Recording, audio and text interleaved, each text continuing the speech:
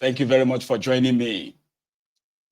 Please, after reading the caption of this broadcast, I always advise the viewers. So please read the description as well. Sometimes the detail is in the description, as well as other stuff that will be discussed. Like the broadcast, share it, invite your friends, invite your not so friendly friends, tell them to join us, because Mayegun today, Mayegun is live. And thanks to every one of you that always did that before you were told. Thank you. Tonight should be interesting, as always. So having shared the broadcast, like the broadcast, you can sit back now, relax, and enjoy the presentation. We are starting from Oyo State. So to that person who sent me a message and said that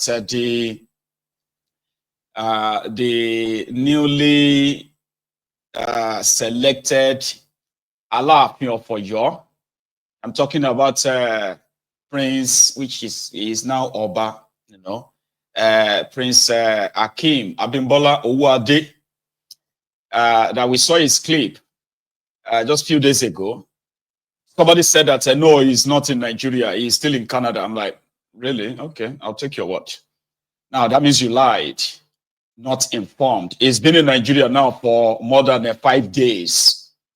And in fact, even though Solo Makinde Ibadan has now given him the certificates as well as the staff of office, what is now left is for the supposed kingmakers, the Oyomesis, to go and perform the rituals or the whatever other rite that is needed to be done, and then they will choose a date for his coronation.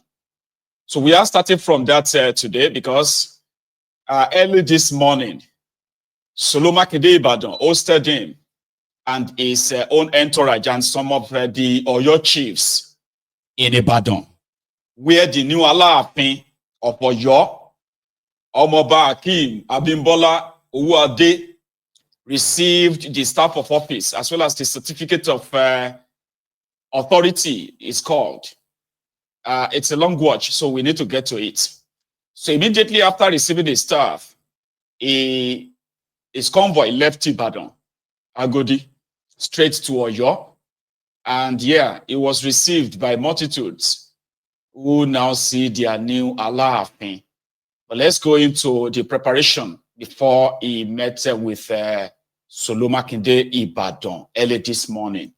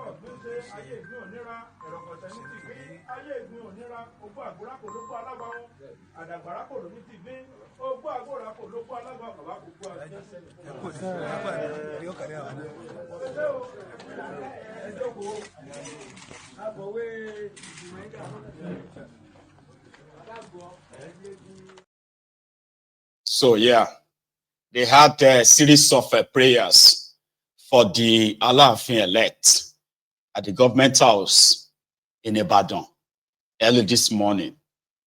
After that, Seyi Makinde, let me call him his name now, Seyi Makinde addressed the room, including sending some jibes, like sending some jibes the way of those he claimed collected a bribe from another candidate before they nominated him as the Alaafin elect, which he rejected, having found out that they received bribes.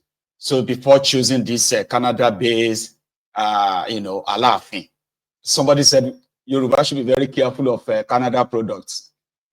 I mean, now people with the diaspora now, they become king somehow, especially if you have friends in government, anything can happen, right?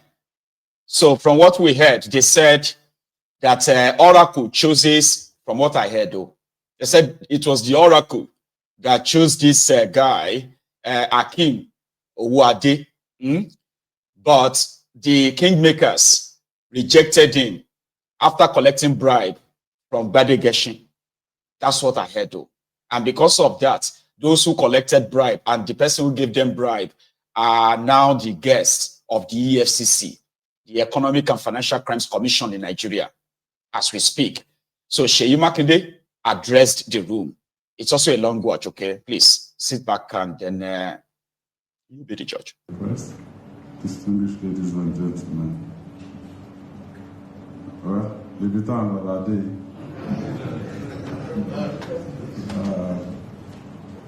this is it's not a day for long speeches because the coronation proper actually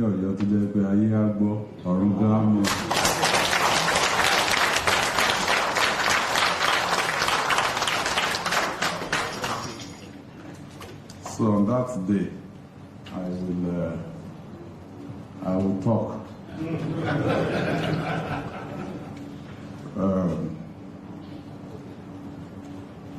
The Alaafin stool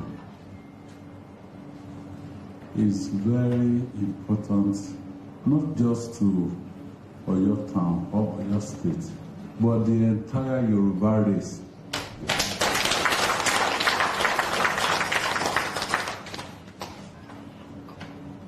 So, under my watch, I made it very clear that that stool is not for sale. It is not a stool for us to toy with.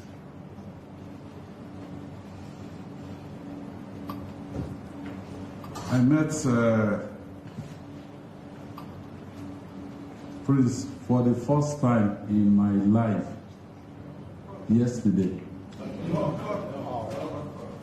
I've never spoken to him in my entire life until yesterday. I did not know his profile or the profile of any of the people or any of the princes that were vying for that stool, because it was deliberate. I did not want to have my own opinion or try to push in a direction where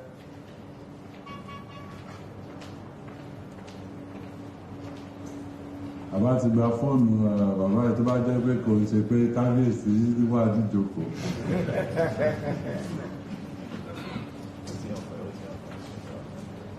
Yeah, I didn't want my own opinion or to be in any way, be influenced.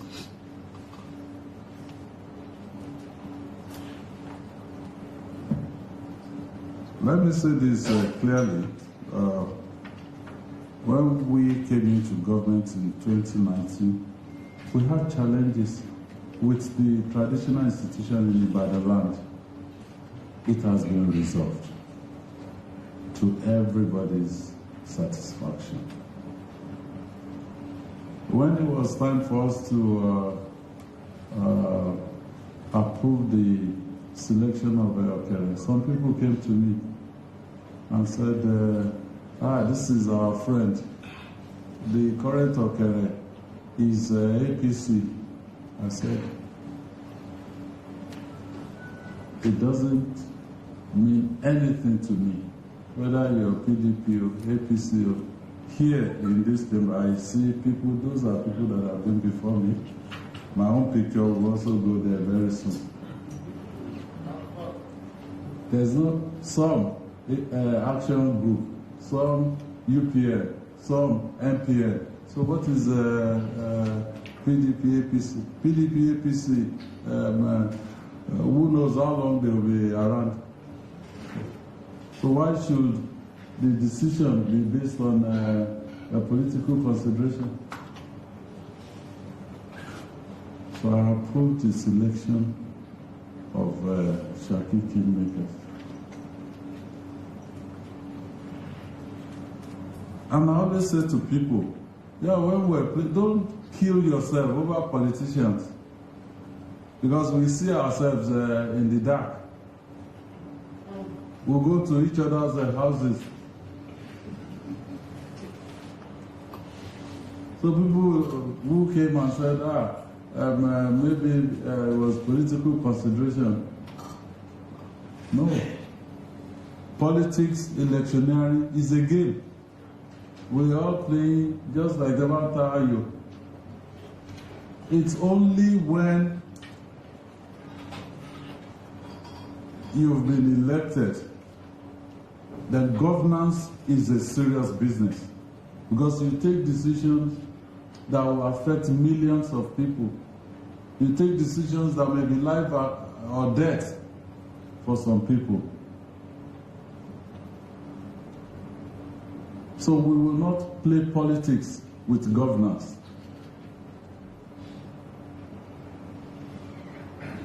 The stool became vacant in 2022. We were moving towards election, and people said, no, you have to approve the appointment of Alaafin, otherwise your people will not vote for you. I said, okay, let your people not vote for me. I will do what is right. But Oyo voted for me massively.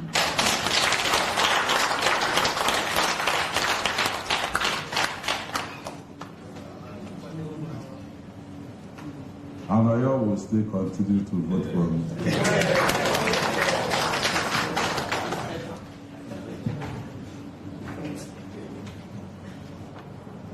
So let me once again congratulate. Let me also say this briefly. Those that are still hell-bent on destabilizing our traditional institution in Oyo, the government is not letting down. We will prosecute them. The money they collected, they will still be prosecuted. Well, except they go to KBC and the need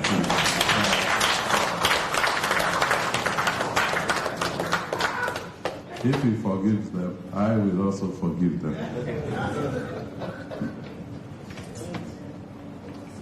So because of our time. So a quick one. Igbo first, let me address your concern. Okay. The stool of Oba in Yoruba land, there's something called the right of making somebody an Oba, even though it's sort of modernized these days that we don't really have a clue what these guys are doing anymore, right? But in Yoruba land, it is the traditionalists that will do all the traditional rites that will make somebody a king. When you become a king in Yoruba land, 3 religions are recognized: the traditional religion, the Islamic religion, as well as the Christian religion. And when you become a king, usually in Yoruba land, a king doesn't have any religion per se, other than to be the custodian of the traditional, cultural, and what have you, of Yoruba people. In that same constituency of his, a king is welcomed into a church. A king is welcome into a mosque. And in Yoruba land, right, we usually actually offer 3 prayers. Yeah. From the Christians, from the Muslim, as well as the traditionalist. It doesn't rub us off of who we are. It's unfortunate that some of that has been sort of like, you know, bastardized these days. All right. But for the Muslims, the Christians, as well as the traditionalists, offering prayer to a selected king in government house is not out of place, and it's not out of order. So this is for just some of you probably will have questions around that. But when it comes to the right of becoming a king, which is called the Ikwebi, there's a place the guy is, I mean, I don't know how they do it in Oyo, but from my own side of Yoruba land, a king, a selected king, who have to stay in a secluded or seclusion for like 3 months, 90 days. And that 90 days is a place where it's only the traditionalist that will be in charge, preparing him, prepping him, and doing all the rites that will make him a king. And I don't think it's different from what they do in Oyo as well. What you just witnessed is an event at the government house, all right, where religionists were invited to pray for him. That is not cultural. That's not tradition. It's just their own, whatever they are doing in the government house. And after that, he left for the place where they will make him king. But because we all know it is the government that actually really empowers kings in Yoruba land and, in Nigeria generally, before they put them under the local government. So don't get it twisted, all right? So I have no problem with that. And as somebody who grew up in Ijebu myself, I do understand that the three religions coexist together in Yoruba land with no wahala until those who are pushing their agenda, this religious agenda, which they can't really win if you understand Yoruba land very well. Just to clear you on that, okay? So after that, Atotonu and all the Serene, right? It was time to give him the staff of office as well as his certificates, as they normally do now. Let's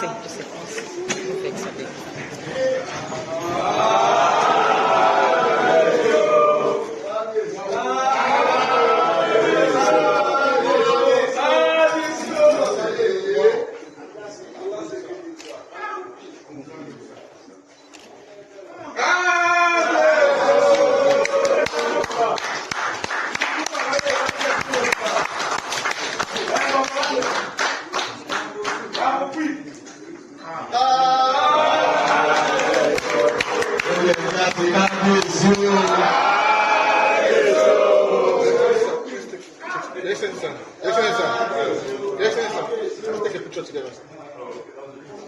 Just look at this.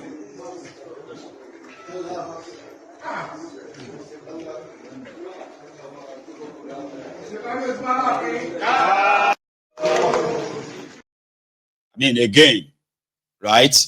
The normal procedure, if not because majority of this whole thing has been like politicized now. Normally, that governor, right? Number one, they don't present staff of office to kings in governor's office. Let me tell you, when we were growing up, you know what the way they usually do it? When the kingmakers chooses a king, right? They will now send him to this secluded place where he's going to be for 3 months. He won't meet anybody, he won't really meet anybody in public. Nobody will really see him in public, except some selected people that will be going into the groove. They will build a groove for him. In that groove, right? That is where they will carry out all the sacrifices, all the rites. They call it rites to become a king. In fact, it is believed that that's a place where they will have to feed him with the heart of the late king. Because when the king dies, okay, they have to remove his heart, keep it somewhere. And then when a new one is selected, right? So it will be fed with that, and they will be asking him, "What are you eating?" It was, instead of saying, "I'm eating an heart," rather, I will say, "I am, what do you call it? Monje Oba." That means I am being, crowned as a king, something like that, right? So when the whole rite is done, and they are satisfied that he has carried out all of the necessary rites to be a king, they would then, on the 3rd month, at the end of that whole preparation, right? They will now announce to the whole, to the whole community and tell them that the king will leave the groove on so day. That is when the coronation ceremony will begin. And that is when the supposed government representatives or even the governor himself will now travel down to that town. For example, he will now travel down to Oyo, where the king will come from his groove, and the the governor, in this instance, will now come with the staff of office, the Opashe. Do you get that now? So it is in the public glare that the governor will present the staff of office to the new king, who has satisfied all of the traditional rites to be a king. But since all of that has changed now, all of that have changed now, you say. So we all know the politics behind You know what I mean? We all know the policy, the politics behind all of this. And indeed, to some of us, I don't think it's really looking right. But maybe this is now the new trend. This is now the way the politicians want it done. So I don't know if the guy will even pretty much go to the